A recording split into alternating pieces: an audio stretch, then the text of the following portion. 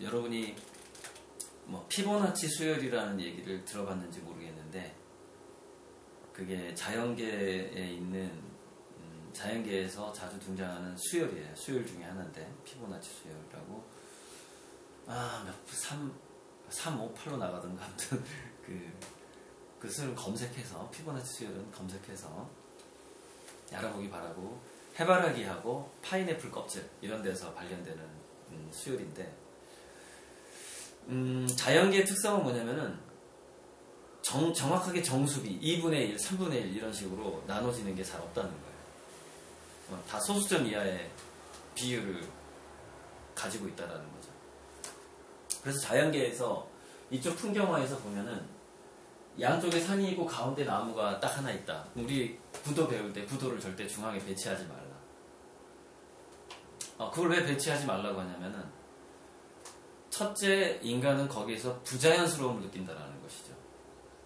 자연계에는 정수비로 딱 나눠지는 게 없기 때문에, 피보나치 수열 방식으로 나눠지기 때문에.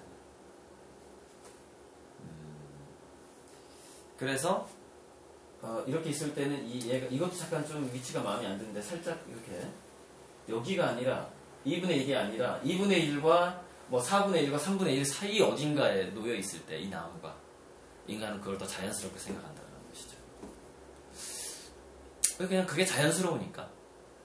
그래서 그거는 이 1번 법칙이 뭐냐면은, 자연스럽지 않은 것에 대한 혐오성이 있다, 인간은. 그러니까 이 자연스럽지 않은 것에 대한 혐오성, 이게 이제 입시생들한테 왜 중요하냐면, 첫째, 대생력과 소묘력을 확실하게 만들어라는 얘기가 뭐냐면은, 자연스럽지 않는 단계를 벗어나라는 뜻이에요. 우리가 자연과 그 인체와 사람, 어떤 사과라든가 정물화를 정확하게 그대로 그릴 수 있는 능력은, 첫 번째 뭐를 의미하냐면은, 남들한테 내 그림이 이상하게 보이지 않는다라는 것이죠. 첫 번째, 그래서 화가의 입문 단계, 피카소도 초등학교 때부터 청소년기에 자기 아버지한테 그 스케치와 대상력에 있어서 엄청나게 훈련을 받았고, 그걸 다 마스터했어요. 대상력을 다 마스터하고 추상화로 넘어간 거예요. 사람들은 이제 그거 모르는 사람들은 피카소가 원래 그림 못 그리나 봐 이러는데, 피카소 박물관 가면은 대상력이 엄청나게 뛰어납니다. 초등학교 때부터 엄청나게 대상을 잘했어요. 대상력은 자연스러움을 획득하기 위한 필연적인 과정이라는 거예요, 미술에 있어서. 그래서 예를 들어서 사과를 이따위로 그렸다, 만약에 그렇게 좀 대상이 이상한 거예요. 왜 이상한 거냐? 사과 두 개를 놓고 이렇게 관찰을 했을 때, 앞에 있는 것과 뒤에 있는 것의 바닥이 이렇게 충분히 거리를 두고 있는 게 자연스러운 거예요. 물론 이거를 이제 이런 구도를 깬 그 세잔이라는 세잔, 근데 그거는 의도적으로 깬 거하고, 내가 몰라서 부자연스럽게 나온 거는 사람들이 금방 알아본다. 금방 알아본다는 것이고, 그 다음에 여기서는 이렇게 이상한 것을 혐오하는 게 있는데, 난초에서도 이렇게 묶이는 거, 이런 거 이상한 거, 그럼 누가 와서 실로 묶은 것 같아. 그럼 자연계에서는 있을 수 없는 일이란 말이야. 개미가 와서 막 실로 묶었을 리가 없고, 이런 걸 혐오한다는 거야, 인간은. 그런데 또 한 가지 법칙 중에 하나는, 너무 일반적인 것도 혐오하더라. 그러니까 뭐냐면, 너무 자주 본 거, 너무 식상한 것도 혐오하더라는 거야. 자, 왜 인간은 너무 특이한 거 하고 너무 식상한 거, 인간은 거기에 머물려고 많이 해요, 사실. 그래서 안정을 추구하고 은행에다가 이렇게 돈을 저축하려고 하는 이유가, 너무 이상한 것은 왜 싫어하느냐? 위협감이 들어. 뭔가 질병하고 연결될 것 같은 약간 느낌. 내가 그 뭔가를 벗어나는 것 같은 거야. 평균에서 벗어나는 걸 인간은 좀 두려워하지. 그래서 공격당할까 봐 괜히 막 나만 튀면은, 군대에서 줄 잘못 쓰는 것처럼. 너무 일반적인 것은 왜 또 싫어할까요? 거기는 먹잇감이 없어. 먹잇감이. 그 아름다운, 그러니까 뭐냐면은, 이상한 걸 혐오하는 것은 여기서부터 오는 거예요. 걱정, 불안, 공포하고 관련이 되는 거야. 싫은 거야. 너무 일반적인 건 뭐야? 거기는 매력적인 그 암컷, 매력적인 수컷과 내가 먹을 거리가 없을 것 같아. 왜? 누구나 모든 사람이 이미 발견하고 훑고 지나갔을 것 같은 거야. 그러니까 자기의 그 생존과 뭔가 자유와 평등, 행복감과 거리가 먼 거지. 너무 일반적인 거하고 이상한 거는. 거기서부터 아름다움의 기호는 항상 이 사이에 가 있다는 것이지. 신경미학이고. 그래서 난초 같은 것도 이런 식으로 치면 난초가 병에 든 것 같다는 거지. 병에 든 것 같은 거를 되게 싫어해, 인간들은. 두 번째로 내가 정리한 거는 이제 은유성, 은폐성, 상징성. 너무 노골적인 거를 싫어하더라. 그러니까 사람 머리에다가 돌을 딱 얹어놨을 때 여기서 우리는 자연스럽게 뭐를 생각하게 되냐면은 저 돌에서 표정을 입으려고 그래. 사실 우리 사람들은 사람 얼굴 표정에만 익숙하단 말이야. 근데 작가가 돌멩이를 머리에다 딱 올려놨어. 그때부터 표정을 찾기 시작해. 이거 봐봐. 잘 봐봐. 이 돌 봐봐. 막 웃고 있는 것 같아. 표정을 찾기 시작한단 말이야. 궁금한 거야. 그 이야기가 궁금한 거지. 우리가 그 드라마 끊을 때 항상 궁금할 때 딱 끊잖아. 그 은폐성. 그 상징성과 은유성은 뭐야? 이게 너무 쉽게 보여주지 않는가. 그래서 이제 보통 우리 남자들은 완벽한 누드보다는 팬티를 입고 있는 것을 더 좋아하더라. 완벽한 노출보다는. 물론 상황에 따라 다르겠지만 그 은폐성을 가지고 있다는 거지. 더 자기가 알고자 하는 호기심을 유발하는 거. 자, 은폐성과 은유성과 상징성을, 야, 이거 두 가지. 공포, 불안, 그 다음에 음식, 생식. 먹기 하지 말고 좀 고상하게. 음식, 생식이라고 합시다. 먹기 하기로 하지 말고. 음식, 생식 또는 공포, 불안 사이에서 이 은폐성은 과연 무엇일까? 은폐성. 둘 다인 것 같은데, 은폐성이라는 것은 그 뒤에 공포가 숨어 있을 수도 있고, 또는 먹을거리가 숨어 있을 수도 있는 그 사이에서 오는 긴장감 같은 것 같아요. 그러니까 인간의 아름다움이라는 것은 도파민적인 아름다움도 있지만, 노르아드레날린적인 아름다움도 있는 것이. 그러니까 노르아드레날린은 긴장하고 집중하고 뭔가를 공격할 준비를 할 때 이럴 때 나오는 그 긴장감의 호르몬인데, 노르아드레날린 중독에 걸린 사람들이 되게 그 폭력 중독에 걸리게 돼. 폭력. 그 짜릿함을 맛보고자 하는 거야, 긴장감을. 그래서 전쟁터에서 중독이 된 사람은 나가서 싸우는 걸 좋아해. 싸우다 죽더라도. 따분한 게 싫은 거야. 노르아드레날린을 더 맛보고 싶은 거지. 그럼 자기가 막 강해진 것 같고. 아무튼 그런 건데, 그것과도 좀 관련이 되고, 그러니까 은폐된 것 뒤에 뭐가 있을지는 모르지만, 이것이 중요한 건 뭐냐면, 어쨌건 가만히 정지해 있을 때 내가 뭔가를 전혀 알려고 하지도 않고, 더 뭔가 호기심을 완벽하게 잃어버렸을 때에는 어차피 죽는다는 거지. 과거에 우리 동물들을 생각해보라고. 새로운 먹잇감을 찾아서 새로운 땅으로 가야만 하는 상황이란 말이야. 물론 거기에는 나를 잡아먹을 맹수도 있을 수 있지만 새로운 먹잇감이 기다릴 수도 있지. 그런 어떤 지금까지 그런 방식으로 생존해 왔던 우리 인간들이기 때문에 이 은유, 상징, 은폐는 이런 것 같아요. 약간 안정성이 확보된 상태에서의 숨김 같아요. 안정성이 확보된 상태에서. 그러니까 우리가 뭐 놀이동산에 가서 한 번도 안 타본 그 놀이동산의 기구를 타기 직전의 마음 같은 거. 저거 타면 어떨까? 뭐 이런 기분. 안전성에는 문제가 없겠지. 뭐 이 정도? 그 정도의 어떤 약간의 호기심과 설레임을 유발하는. 근데 이 그림은 왜 했냐면 인간의 두뇌는 기린의 모양이 있을 때 두뇌는 실제 기린을 본 것처럼 반응을 비슷하게 하더라. 크기에 대한 그 은유성과 상징성을 두뇌가 가지고 있더라. 아무리 작은 그림이어도 우리가 만화를 볼 때 넓은 뭐 대지 위에 자동차가 달려가는 그런 풍경이 나올 때 인간은 그 순간에 이걸 진짜 풍경으로 인식을 하는 거야. 두뇌는 그 크기를 망각해 버리는 거지. 그런 게 있더라는 거예요. 그래서 사람들은 30호짜리 그림에 있는 풍경화를 좋아하는 거예요. 왜? 진짜 풍경으로 착각을 하는 거예요. 두뇌는. 자기가 옛날에 찍었던 그 사진을 보고 좋아해. 정말 거기에 갔던 기억이 나. 두뇌에서 그 현장에 간 것 같은 그런 게 있더라. 이건 이제 단어의 그 상징성을 숨긴 그런 작품이죠. 자, 넘어가요. 자, 그리고 또 하나는 참 재밌는 실험이 있는데,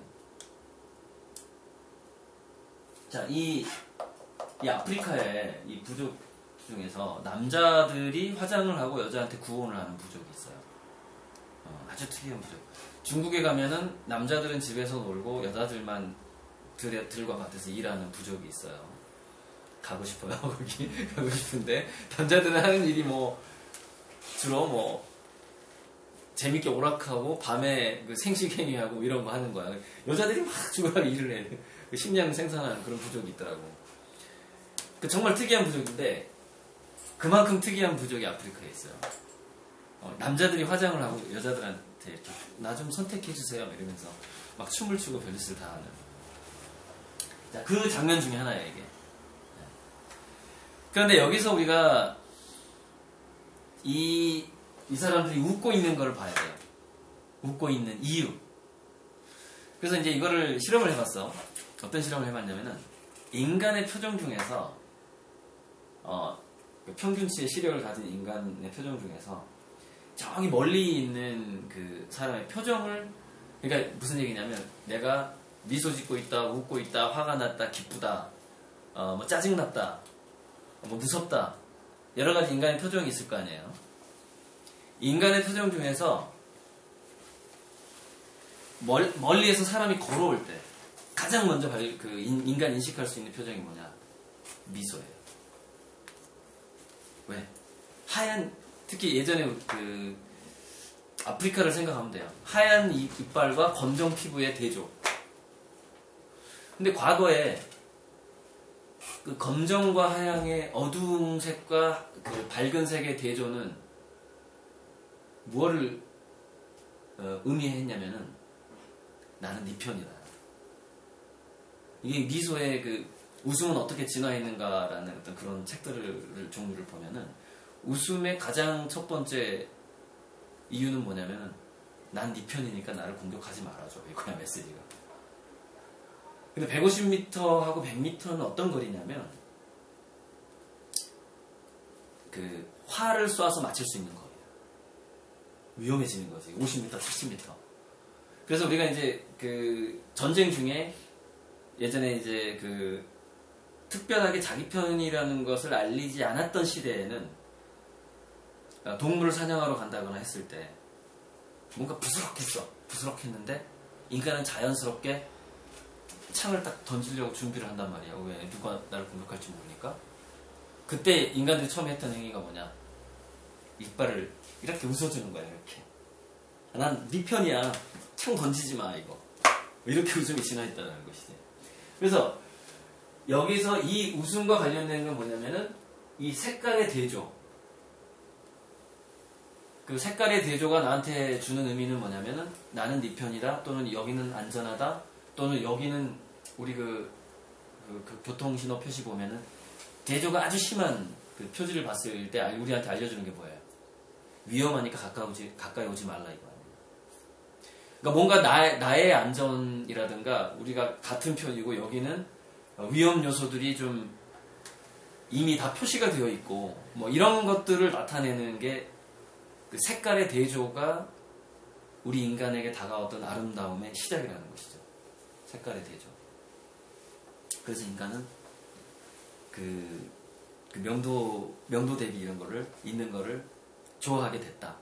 처음에. 근데 이제 미술이 더 발전하면서 여러 가지 이제 취향이 다양해지겠지만, 자 넘어가고 대조 과장 피크인데, 그래서 대조라는 것도 이게 하나의 과장이에요. 색깔이 별로 차이가 안 나는데 우리가 화장을 하게 되면은 검정 머리하고 그 하얀 얼굴하고 대조가 되잖아. 이렇게 되게 막 청순해 보이고 그 아름다움을 느끼는. 물론 하얀 피부는 고대에는 그 여인이 또는 그 남자가 아픈 적이 없다라는 것, 아픈 적이 없고 누군가한테 공격당한 적이 없다라는 걸 의미했다고 해요. 그러니까 무슨 얘기냐면은 자기 남자친구가 전투에 나갔다 왔어. 근데 몸에 상처가 하나도 없는 거야. 근데 자기가 몇 명을 죽였다고 딱 자랑을 해. 너는 사냥을 해왔어. 너무 멋있잖아. 날아오는 창과 활을 다 피했다는 거 아니야. 무슨 말인지 알아? 그러니까 여자로서의 그 하얀 피부는 뭐냐면, 그 여자가 병에 걸린 적이 없다 이거야. 이상한 걸 먹은 적이 없다 이거야. 그러면 굉장히 건강한 아이를 낳을 거라는 것의 신호라는 것이지. 그 남자는 뭐냐면, 내가 뭐 장신구도 달고 뭐 갑옷을 입고 전투에 나가거나 사냥을 했는데 갑옷에 상처가 하나도 없는 거야. 너무 잘 싸우는 거지. 너무 경쟁력이 강한 거지. 그게 이제 그 좋은 피부가 우리에게 갖다주는, 느끼게 해주는 원래는 그것은 굉장히 건강하고 강한 것을 상징했다는 것이지. 좋은 피부라는 것이. 자, 그리고 이제 이 조각상 같은 경우에는 가슴과 엉덩이를 강조하고 허리를 잘록하게 했다. 이건 이제 여성성을 과장한 거란 말이에요. 과장한 거. 그 피크점을 좀 더 과장한 거지. 그 클라이막스를 좀 더 과장을 하는 거야. 그래서 이렇게 해서 만들어진 초상화가 뭐야? 캐리커처. 캐리커처는 그 사람의 특징을 더 과장한다라는 속성을 가지고 있어서, 마치 캐리커처나 초상화는 그 사람의 한순간을 잡아내는 게 아니라 그동안 살아왔던 모든 인생을 잡아내는 거거든. 그 사람의 성격, 뭐 이런 것들. 그래서 압축적으로 보여주기 때문에, 그러니까 이거는 여성성을 압축적으로 보여주는 조각이고, 캐리커처는 그 인간의 특성, 인간성, 얼굴 모양부터 외모부터 시작해서 모든 걸 압축적으로 보여주기 때문에 그게 예술인 거지. 예술성. 자, 이 과정은 뭐냐면은, 이 실험은 쥐들한테 직사각형을 보여주고는 음식을 뭐 조금만 주고, 정사각형은 조금만 주고 직사각형은 많이 주고, 이런 실험을 했는데, 그러다 보니까 애들이 이제 중독이 돼가지고 직사각형만 보면 막 좋아하는 거야. 막, 음식이 나올 것 같아. 이러면서 막 좋아해. 근데 3번을 보여준 거야. 3번을.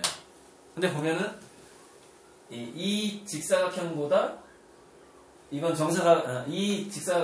정사각형보다 직사각형이 분명한데, 이 직사각형보다 더 직사각형인 거야. 이거는 더 과장된 직사각형이야. 근데 재밌는 건 쥐들이 그걸 인식하더라는 거야. 무슨 얘기냐면은, 정확하게 네모난 거는 음식이 잘 안 나오는 거야. 이걸 인식하고 있는데, 얘 네모난 게 조금 옆으로 삐져나가서 좀 길쭉한 사각형이 되면은 음식이 많이 나오는구나. 이걸 인식하기 시작하더라는 거죠. 근데 더 길쭉한 게 나오니까 더 좋아하더라는 거야. 더 많이 나올 거라고 생각을 하는 거지. 그러니까 동물들도 뭐냐면은 뭔가를 경험을 했더니 그게 좋은 거야. 그러면 그 경험이 그 좋은 방향으로의 과장성이 나타났을 때, 과장이 됐을 때 쥐들도 좋아하더라는 거야. 쥐들도. 그래서 인간도 마찬가지라는 거지. 인간도 예를 들어서 내가 판타지에 가까운 그림을 그린다. 그럼 더 환상적으로 그려야 돼. 내가 누드를 그린다. 더 아름답게 그려야 되는 거야.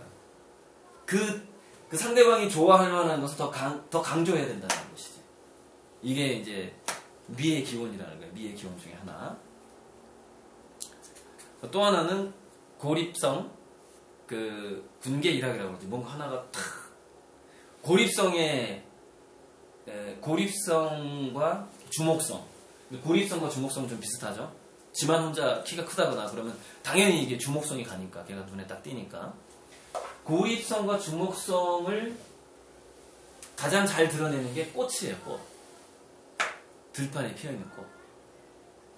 그 꽃은 왜 고립성과 주목성을 갖기 위해서 노력을 하게 됐을까요? 벌을 유인해야 되잖아. 벌. 자기가 번식을 해야 되니까. 수정을 해야 되니까. 수분이라고 그러죠. 수분. 꽃은 수분이라고 하는데 수정 또는 수분을 해야 되기 때문에 고립성과 주목성을 갖게 되고 이제 꽃 쪽으로 가게 되면 지금까지 얘기했던 것들이 많이 들어가. 자, 명도 대비, 채도 대비, 보색 대비 다 들어가. 대비와 대조가 들어간단 말이야. 꽃은. 그러면서 고립성, 주목성 다 들어가는 거지. 그래서 인간의 화가들이 정말 화가들이 한 80~90%가 꽃은 한 번씩 그려보잖아. 평생 꽃만 그리는 화가만 해도 한 60~70%는 될 것 같아. 한 50%? 적게 잡아도. 그게 아름답다라는 것을 본능적으로 알고 있는 거지. 고립성, 주목성, 그 색, 컬러 대비라든가 이런 것들. 그래서 이 공작새가 그런 여러 가지 것들을 활용을 해서 공작새가 예를 들어서 날개를 쫙 폈다. 그럼 어떻게 되냐면은 이게 꽃잎이 되고 지가 꽃술이 되는 거야. 암술 수술이 되는 거야. 자기 몸 자체가. 여성이 이렇게 좀 펑퍼짐한 치마를 막 이렇게 하늘거릴 때 뭐 날개처럼 보이잖아. 날개처럼. 그럼 얘네들은 엑스트라고 내가 몸통이 되잖아. 내가 힘이 되는 거거든. 꽃술. 꽃술을 의미하는 게 뭐야? 성기야. 성기. 성기가 의미하는 게 뭐지? 생식. 그러니까 우리가 꽃에서 아름다움을 느낀다라는 것이 결국 생식 본능에서부터 진화해 왔을 가능성이 있다라는 거예요. 그래서 그 아프리카에 지금 우리는 그렇게 다니지 않지만 아프리카 어느 부족들은 이 남자들이 성기를 더 과장해가지고 더 뾰족하게 크게 해가지고 꽃가루 씌워가지고 나는 이렇게 묶어가지고 크다는 걸 막 자랑하고 다닌단 말이야.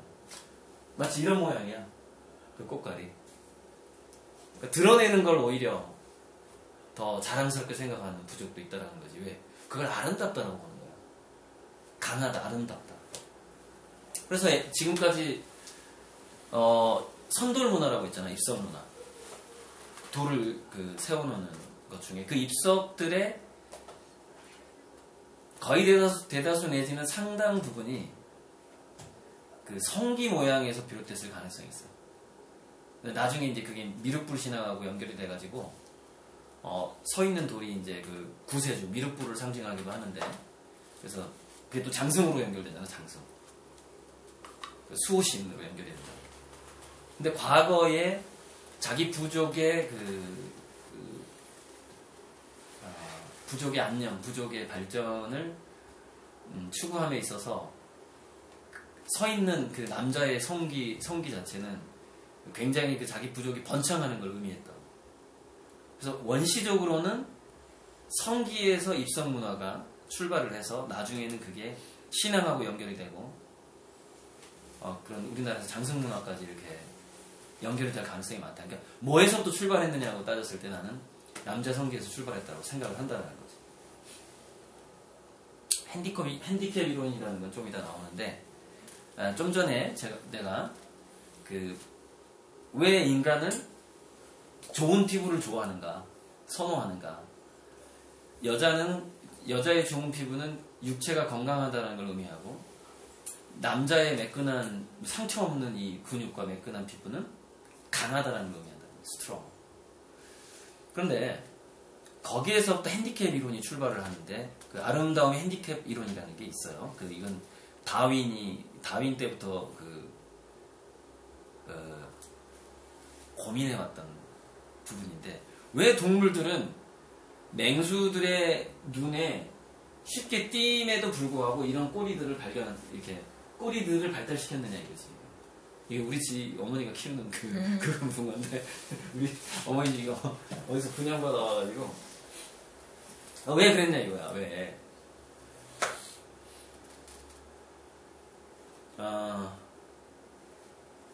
그게 핸디캡인데 핸디캡이 뜻이 뭐지 근데? 일단 핸디캡 약점 같은. 약점.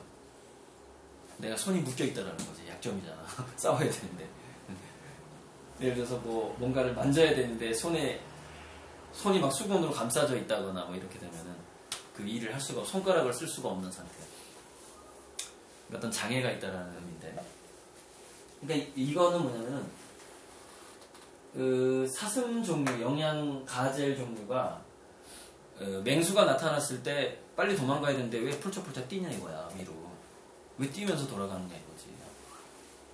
뛰면은 도망가는 속도가 느려질 텐데. 그렇잖아. 앞으로 달려가야 빠르잖아. 근데 왜 뛰냐 이거야. 근데 그게 핸디캡 이론인데 무슨 얘기냐면 나는 있잖아. 이게 이 사슴이 그 맹수한테 하는 얘기야. 이건 추측이야. 학자들의 추측인데. 나는 지금 힘이 너무 넘쳐서 여유가 많아. 그래서 내가 빨리 도망갈 필요가 없어 너한테. 그래서 높이뛰기 하는 거야 지금. 이걸 보여주는 거야. 그럼 맹수가 어떻게 인식을 하느냐? 그걸 받아들여 또 그 정보를. 저 사슴이 뒷다리 힘이 너무 세구나. 내가 쫓아가면 사냥 실패율이 너무 높겠다. 그리고 아예 목표에서 제외시켜버려요. 그래서 이 사슴 종류는 높이뛰기만 잘하면 그 사자라든가 그 치타가 안 잡아먹어. 왜? 아예 도전을 안 해.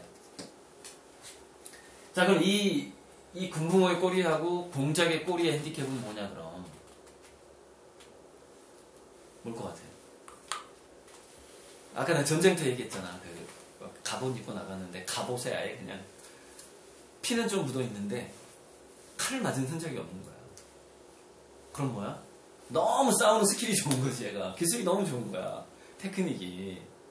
그걸 의미한다는 거지. 무슨 얘기냐면, 자기는 아름다운 그 꼬리를 가지고 있으면서 자기 몸을 장식했어.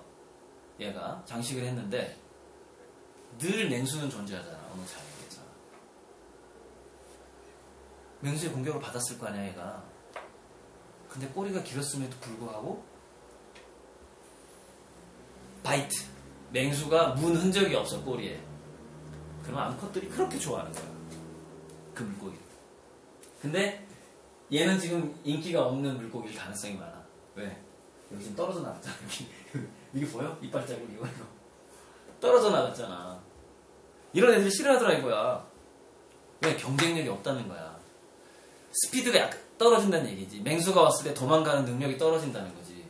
그럼 얘랑 이 암컷 물고기가 생각했을 때 내가 얘랑 결혼했을 때 자식을 낳아서 같이 키워줘야 되는데 잡혀먹으면 어떡할 거야? 남편이. 그래서 남자들이 오토바이 타는 거 싫어하잖아. 결혼하기 전에, 오빠, 너무 멋있어. 이러다가 결혼하면은 오토바이 당장 없애버려. 이러잖아. 왜? 자식을 같이 키워야 되니까. 근데 이게 뭘 의미하냐면 나는 오토바이를 타면서 고개를 해도 안 다쳐. 나는 너무 스킬이 좋기 때문에 이걸 의미한다는 거지. 이 위로 높이 뛰고, 그다음에 이 뒤에 이 화려한 꼬리는 공작이라든가 이거 새들. 특히 왜 깃털이 수컷 새들이 발달을 하게 되냐면은 암컷의 선택을 받아야 되기 때문에. 이게 이제 진화론에서 성선택 이론이 있는데 성선택은 대부분 암컷이 수컷을 고르더라 이거야. 그러니까 수컷이 아무리 구애를 해도 암컷이 노 하면 못하는 거야. 그 DNA를 전달할 수가 없어. 그래서 선택을 받기 위해서 할 수 없이 수컷들은 이 핸디캡을 발달시켜서 자기가 더 악조건에서도 강한 능력을 가지고 있다는 것을 보여주려고 엄청나게 노력을 해왔다라는 것이죠. 그게 오늘날의 인간들한테는 어떻게 적용이 됐을까? 그게 뭐 이런 거야. 막 빨간색 스포츠카 막 이런 거. 뭐 람보르기니가 얼마라고? 6억? 7억? 굉장히 그 비싼 그 자동차를 몰고 다니면서 야타하는 거. 그럼 여자들이 그 차만 봐도 6억짜리 차를 타면은 집에 한 600억은 있겠네. 이런 연상작용이 막 생긴다는 거지. 그래서 사기꾼들이 돈은 찌질이 없으면서도 막 그 중고차를 사가지고 막 반질반질해가지고 타고 다니잖아. 왜? 그 차를 타고 다녀야 내 뒤에 돈이 많을 거라고 착각을 하니까 사람들. 그런 것들이 우리 인간대에게 적용이 되고, 미학적으로도 그것을 아름답게 느끼기 때문에 인간들도 그걸 그리기도 하고, 그래서 우리가 그 설치미술이라든가 행위미술 퍼포먼스를 봤을 때 이런 어떤 그 핸디캡을 극복한 듯한 아름다움을 과시하는 예술가들도 있어요. 그래서 뭐 팔다리 없이 입으로 그림을 그리다가 비너스라는 별명을 가지고 있는 작가도 일종의 자기 핸디캡을 극복하고 세계적인 예술가가 된 그런 사람이라고 볼 수가 있는데, 여기 이제 내가 존경하는 후배 김영우 국제 휠체어 댄싱 대회 4등을 했던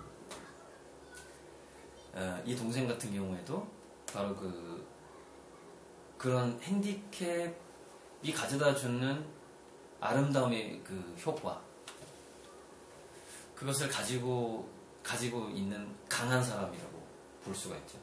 그래서 이 부인인데, 이 재수 씨가 프로포즈를 받아들였을 때 휠체어를 타고 있지 않았다면 나의 이상형이 아니다, 당신이, 이런 얘기를 했다는 거야. 근데 실제로 그렇게 악조건을 극복한 남자들을 굉장히 좋아하는 여자들이 또 있어. 그걸 아름답다고 생각하는 거지. 이건 이제 우리가 더 이상 금붕어나 사슴이 아니라 인간이라는 증거야. 동물이라면 그렇게 안 하겠지. 동물이라면 회피하지. 근데 인간은 이미 아름다움의 수준이라는 것이 그 핸디캡 이론의 그 이론이, 동물들은 단순히 내가 더 강하다라는 것을, 육체적으로 강하다라는 것을 보여주는 데서 그치지만, 인간은 정신이나 영혼이 강한 것까지 확대를 해 있는 상황이다. 그래서 이거는 이제 뭐를 상징하냐면, 여러분들이 미술대학을 가서 예술가가 됨에 있어서 여러분들이 과연 극복해온 핸디캡은 무엇인가, 이것을 테스트 받을 확률이 높다. 시험을 볼 때, 그러니까 면접 시험을 볼 때도 마찬가지고. 그래서 항상 요즘에 면접 시험에서 항상 물어본 거, 당신이 살면서 가장 힘들었었던 때를 얘기해 주시고, 그 힘든 점을 어떻게 극복해 왔는지 얘기해 줄 수 있습니까? 이 질문 꼭 나온다. 나 힘든 적이 기억이 안 나는데요? 그럼 안 뽑아줘. 안 뽑아준다니까? 왜? 그 사람은 뭐가 없는 거야? 회복 탄력성이 없다라는 증거거든. 어려움을 극복해본 일이 없는 거지. 회사에서는 믿을 수가 없지. 기업 환경은 정글과 같은데 어려움을 이겨내야 되는데. 그래서 대학교 입시와 대기업 입사에도 이 핸디캡 이론은 적용이 된다. 어디까지 했더라? 이게 오래 걸리는 얘기하다 보니까. 자, 그리고 또 하나는 논란, 변화, 깍꿍, 웃음이란 거. 아까 그 웃음의 진화에 대해서 잠깐 얘기를 했고, 뭔가 이 특이한 것. 근데 특이한 것을 예를 들어서 고양이 같은 경우에 좋아하는 수컷이나 암컷이 이제 이렇게 짝짓기를 하라고 했을 때, 고양이 같은 경우에는 종이 다른 것을 먼저 선호해. 자기랑 같은 종을 싫어해. 그러니까 사람으로 치자면은 이국적인 걸 좋아하는 거하고 같은 거지. 뭐 동양인, 서양인을 좋아한다고 이런 식으로. 그런데 그런 기질이 식물한테도 있는 걸로 알려져 있어. 식물들도 그 DNA가 가까운 것들끼리는 그 수분을 거부하더라는 거야. 살짝 DNA가 먼 것을 더 선호하더라는 거지. 그래서 발달시킨 게 뭐야? 그 민들레처럼 날개를 달잖아. 꽃이 날개를 달아가지고 멀리 보내잖아. 꽃가루를 만들어가지고 막 뿌리고, 송화가루. 그러니까 바로 옆에 있는 거를 싫어하더라. 그래서 놀라운 변화, 깍꿍, 웃음은, 그러니까 내 생각에는 왜 인간은 자기랑 다른 사람에게 외모가 됐든 뭐가 됐든 그 전공이 그러니까 다른 사람에게 먼저 끌리는 경향이 있느냐 하면은 DNA의 건강함과 다양성을 추구하는 본능에서 이런 것들이 나오지 않을까라는 생각이 드는 거죠. 그래서 이제 이거는 또 어떤 거랑 연결이 되냐면은 어떤 한 사회의 건강함이라는 것은 다양성이 담보돼야지 나온다라는 그런 거하고 또 연결이 돼요. 민주주의가 좋은 점은 그 다양한 생각들을 다 포용하면서 읽어낼 수 있다는 것이죠. 그래서 결국 우리 한국도 아마 통일되기 전쯤에는 그렇게 싫어하는 사회주의까지도 용인하는 데까지 발전을 할 거라고 봐. 그리고 통일을 하려면. 그렇지 않고 만약에 통일을 하게 된다면 좀 말썽이 있겠지. 어쨌건 바로 그런 것이다. DNA 건강을 위해서 다양성과 변화를 추구하는 본능이 있다. 자, 이것도 굉장히 중요한 그 미학적인 신경미학적인 요소인데 질서, 통일, 묶음, 분류, 그룹화시키는 거지 이렇게. 이 그룹화시키는 것에 대표적인 게 편화, 디자인 같은 거. 그러니까 어떤 동물이 딱 한 가지 색깔만 가지고 있게끔 하는 거야. 단순하게 그린 그림 있잖아. 이것도 하나의 그룹화에 속해. 묶어버리는 거야. 원래는 다양한 색을 가지고 있지만, 뭐, 까치 자세히 봐봐. 색깔이 되게 다양하거든. 근데 그냥 까맣게 칠해버린단 말이야. 한 가지로. 그런 식으로 뭔가를 그룹화한다라는 것은, 어떤 이점을 가지고 있냐면 판단을 빠르게 하는 이점을 가지고 있어. 그러니까 이런 거야. 어떤 사람이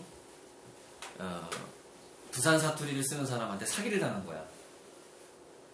내가 사실 그랬거든. 내가 부산 사투리 쓰는 사람한테 사기를 당했는데 그럼 다음부터 부산 사투리를 쓰는 사람을 만나면 다 사기꾼으로 느껴지는 거야. 근데 그게 인간의 본능이야. 동물의 본능. 그게 왜 그러냐면 그룹화 시켜버리는 거야. 그룹화가 왜 생존에 유리하냐 하면은 회피해버리는 거지. 다시는 사기 당하기 싫은 거야. 다시는 그 아픈 기억을 떠올리기가 싫어. 그래서 누군가가 나한테 피해를 줬어. 그러면은 그 사람의 뭐 몸매, 키, 말투, 고향, 머리 색깔, 옷 입는 스타일 모든 게 다 싫어지는 거야. 그걸 그룹화 시켜서 이제 싫어하는 거지. 그럼 어떻게 돼? 그게 자기 생존에서 유리할 거라고 생각을 하게 되는 거지. 근데 이제 그룹화에는 또 하나는 이제 그룹화하게 되면은 면적이 넓어짐으로써 머리에서 가시성도 좋아지고 잘 보이게 되고. 이 새는 이제 노란 꽃은 노란 꽃끼리 묶고 뭐 파란 꽃은 파란 열매를 파란 열매끼리 묶고 이게 지금 컬러가 아니라서 좀 그런데 뭐 이런 식으로 자기 정원을 꾸민단 말이야. 그래서 뭐를 주냐면은 가시성을 준다고. 멀리서. 우리가 왜 미소를 아름답다고 생각하게 됐을까? 가장 멀리서 먼저 눈에 띄는 표정이라는 거지. 보여주기가 아주 좋다라는 거야. 근데 이 새도 뭐냐면 암컷들의 눈에 자기가 꾸민 정원이 암컷의 눈에 아주 잘 띄게 하기 위해서 가시성을 주는데 여기서 그룹화와 함께 동시에 보이는 게 있지. 뭐야? 자, 가운데를 나눴을 때 막 이렇게 통일되고 나름대로 막 분류를 해놓고 막 질서를 잡아놨는데 전체 원칙이 대원칙이 뭐야? 좌우 대칭. 그래서 대칭으로 넘어가. 아름다움. 그럼 이 좌우 대칭은 왜 그 아름다움의 기준으로 인간의 두뇌가 느낄까? 그거는 이제 뭐 학자들의 의견 그리고 내 의견을 종합해 보면은 그것은 생명성을 상징한다. 살아서 움직이는 것, 두 발로 움직이는 것, 네 발로 움직이는 것, 여러 발로 움직이는 것들이 다 좌우 대칭을 가지고 있다. 강아지, 호박, 문신의 조각, 이름 모를 어떤 생명체. 이름 모를 생명체 같지 않아? 그치? 뭔가 우주선 같기도 하고. 그러니까 생명체 또는 인공물, 그런 것들을 의미한다는 거지. 뭔가 누구의 손이 같다거나 아니면 진짜 생명체거나. 그래서 그거는 먹을 것이라든가 세포 분열을 할 때 좌우 대칭으로 세포 분열을 하잖아. 그런 거를 상징을 하기 때문에 일단은 선호하게 되는 것이고, 또 하나는 좌우 대칭을 상실한 생명체가 맨 처음에 보이는 것은 기생충에 감염됐다거나 질병에 걸렸을 때 그 생명체는 자기 신체의 대칭성을 상실하더라. 그러니까 전쟁터에서 팔을 하나 잃었어. 발을 하나 잃었어. 그럼 상실한 게 대칭성의 상실이야. 한쪽 눈이 없다. 대칭성의 상실이지. 어디 기생충이 이쪽 눈으로 들어왔다. 그럼 이쪽 눈만 퉁퉁 부을 거 아니야. 대칭성의 상실이야. 대칭성이라는 것은 먹을 것, 생명을 의미하기도 하고 건강성을 의미하기도 한다는 거지. 대칭성이 깨지면은 건강하지 않다라는 표시가 된다는 거야. 그래서 남녀 간에 이렇게 이성을 고르는 데 있어서 난 이 남자가 좋아요, 저 여자가 좋아요 했을 때 그 학자들이 교묘하게 눈의 크기를 다르게 한다거나 뭐 이런 식으로 대칭성을 깬 얼굴들을 집어넣어. 그래서 어떤 사람이 좋으냐 이렇게 실험을 해보면 대부분의 남녀는 그러니까 미모가 비슷한 사람들이었을 경우에 좌우 대칭이 잘 돼 있는 얼굴을 선호하더라 이거야, 인간은. 근데 자기는 몰라. 대칭성이 약간만 깨놓기 때문에. 근데 본능적으로 대칭이 잘 되는 거를 좋아하더라 이거지. 다 끝났어요. 8번까지 하고 싶을 거예요. 8번. 8번은 뭐냐? 어떤 갈등이 해소된 듯한 풍경. 안도감. 드디어 내가 집에 왔구나. 이런 그림을 주는 걸로 알려진 그림이 있죠. 밀레 만종 뭐 이런 거. 평화로워. 그냥 수평선이 쫙 보이고 거기서 막 뛰어간다거나 뭐 하는 존재가 없어. 그냥 서서 딱 기도하고 있어. 그럼 거기서 느껴지는 게 뭐야? 하루 일과가 끝났다. 집에 갈 때가 됐다. 뭐 이런 거. 그 다음에 저녁 노을, 황혼을 인간이 또 좋아하는 건 뭐야? 사냥 시간이 끝났어. 집에 가서 쉬어야 돼. 그래서 그 붉은 노을이 너무 아름답잖아. 붉은 노을. 내 애창곡 중에 하나인데. 나는 이문세 붉은 노을을 좋아해요. 이문세. 이문세 이후에 리메이크한 사람이 누구지? 나 이름도 몰라. 이승기 아니야? 붉은 노을 누가 리메이크 했는데. 자, 어쨌건 여기까지. 사실 이 신경미학으로 가장 유명한 라마찬드란이라는 뇌과학자는 10가지로 요소를 분류를 했는데, 내가 그 10가지를 잘 관찰을 해보니까 중복되는 게 있더라고. 그래서 그걸 8가지로 압축을 했어. 그래서 라마찬드란의 분류가 더 좋을까 아니면 내 분류가 더 좋을까? 난 내 분류가 더 좋을 거라고 봐. 왜? 난 미술대학 출신이잖아. 실제로 창작을 했었고 미술사를 배웠고 그림에 대해서 라마찬드란보다는 더 잘한단 말이야. 그래서 보니까 8가지로 분류하면 되겠더라 이거야. 자, 이상으로 일단은 2부 강의를 마치겠습니다.